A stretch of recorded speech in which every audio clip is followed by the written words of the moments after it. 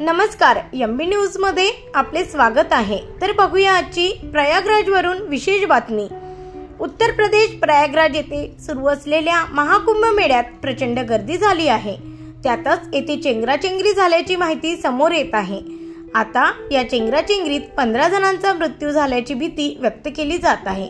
प्रयागराज शहरातील एका डॉक्टरने नाव न सांगण्याच्या अटीवर सांगितले की या घटनेत किमान 15 जणांचा मृत्यू झाला आहे आणि अनेक जण जखमी झाले आहेत। हम कर्नाटक से आए हैं सर, 60 लोग थे, हम 2 बस करके आए थे। सब बीमार आ रहे थे, हम सब ठीक था सर। एकदम भीड़ हो गया इधर ही 118 ऐसा स्टाइल में अचानक ऐसा हो गए सर, धक्का मुक्का चलने लगा। हम कोई तरह उसको ही बचा नहीं करते, ऐसा होता तो आते नहीं ना। तो हमारा ना हम ग्रुप करके आए थे 9 लोग, इधर ही है 3-4 लोग, ये 2-3 लोग घायल हो करके बोल रहे। ऐसे ही भीड़ हो गई सर, भीड़ हो के धक्का मुक्का चलने लगा, पूरा यहाँ पूरा सांस बंद हो गया, पूरा नीचे भी गिर रहे लोग।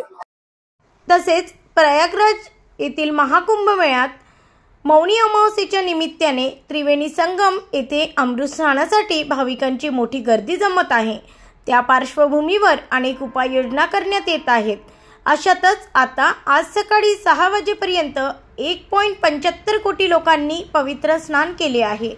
उत्तर प्रदेश सरकारच्या म्हणण्यानुसार 28 जानेवारीपर्यंत महाकुंभ मेळ्यात एकूण 19.94 कोटी लोकांनी पवित्र स्नान केले आहे।